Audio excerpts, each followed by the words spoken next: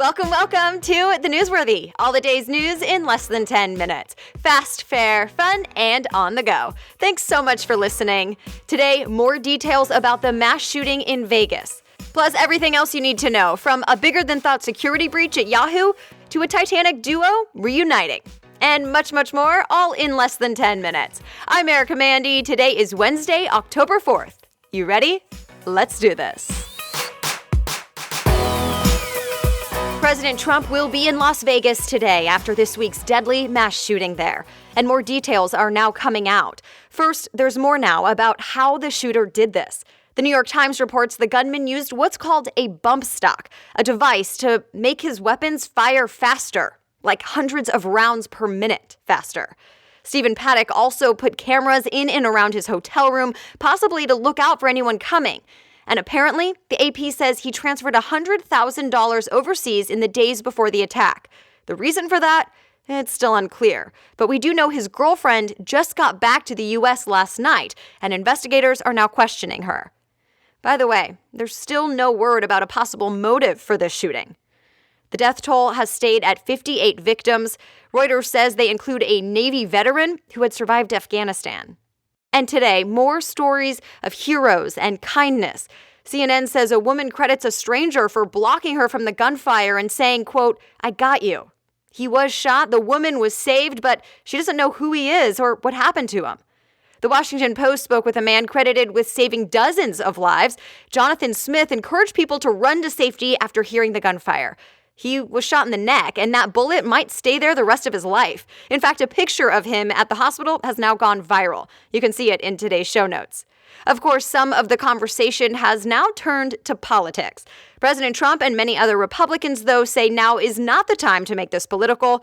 But Democrats, who have pushed for gun control for years, say it's exactly the time, and they want to take action right away. Well, today marks 2 weeks since Hurricane Maria hit Puerto Rico. And the death toll there is now up. It's now at 34. That's more than double the last number we heard. Most people still don't have power, and many don't have basic needs like running water. But more aid is starting to reach the island. President Trump was there yesterday, and Fox News says he toured the damage and spoke with people impacted. He said Puerto Rico's debt will be wiped out. Despite some criticism, Reuters says he praised the federal response there, saying the situation is not as bad as a, quote, real catastrophe like Katrina. As for his heated back and forth with the mayor in San Juan, the LA Times reports they apparently shook hands, and well, that was about it. They're still pretty critical of each other. Did I say 1 billion? I really meant 3 billion. Yeah, Yahoo now says every single one of its accounts, 3 billion of them, was hacked back in 2013. You might remember Yahoo revealed the hack last year, but at the time the company thought a lot fewer people were impacted. TechCrunch says Yahoo has now clarified that it was really everyone. Apparently the company came across some new evidence since Verizon did buy Yahoo recently. So you were part of the hack back in 2013 if you had a Yahoo email or registered for other Yahoo things like Flickr or Fantasy Sports. But you probably won't get a notification again. Yahoo says they already took steps to protect everyone last year. It was not a fun day for the ex-CEO of Equifax. He was in the hot seat yesterday and admitted to lawmakers the company messed up big time. Remember, this is the credit reporting company that got hacked this year.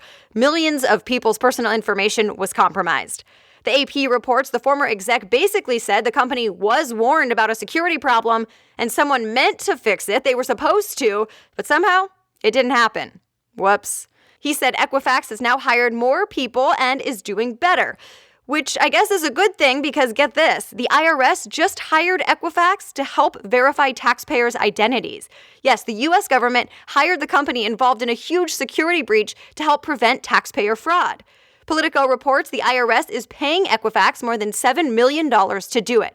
Lawmakers on both sides didn't really seem to like this idea, but the IRS says none of its information was leaked and it's a done deal. It was the largest and most expensive underwater search ever, but now investigators say we're done. What am I talking about? Remember that Malaysia Airlines plane that disappeared a few years ago? 239 people were on board. Well, we still don't know where the plane is, and now Newsweek says the Australian government released the final report. Even they use the word unacceptable, that they can't provide more answers about what happened. The victims' families are obviously not super happy about that. The plane left Malaysia and was heading to China when it lost contact in 2014, and no one's seen it since. Some debris from the plane was found last year, but it hasn't really helped investigators. The search could start up again if anyone finds new evidence.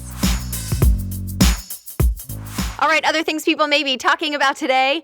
Another Nobel Prize was just given out. 3 U.S. scientists won the Nobel Prize in physics, and they could give a nod to Albert Einstein. The AP reports they made discoveries in gravitational waves, basically the ripples in space-time that happen when black holes collide. Einstein predicted these waves about a century ago in his theory of relativity. So what do these 3 winners get now? More than $1 million to split. And bragging rights. All right, I know you don't need another study to tell you that exercise is good for you, but hear me out. This study says just 1 hour of exercise per week, 1 hour, can help prevent depression. So add it to the list of why you should get to the gym today or get outside, or you get the idea. You know them from the movie Titanic, and now actress Kate Winslet and director James Cameron are teaming up again. Variety reports Winslet is on board for 4 sequels to the original Avatar film, which Cameron also directed. Filming just started last week, and the movies are expected to come out over the next 8 years. By the way, the original Avatar holds the worldwide box office record at $2.8 billion. Titanic didn't do too bad either. It was the first film to cross the $1 billion mark. P.S. It's now been 20 years since the Titanic movie came out. And that's it. You are all caught up for your Wednesday. Check out thenewsworthy.com if you want to dive deeper into any of the stories I talked about today. Just look for today's show notes and you'll see all the links right there. Make sure you're subscribed wherever you listen. And if you like The Newsworthy, I always appreciate when you rate and review. And with that, I hope you have a great day. Let's talk again tomorrow.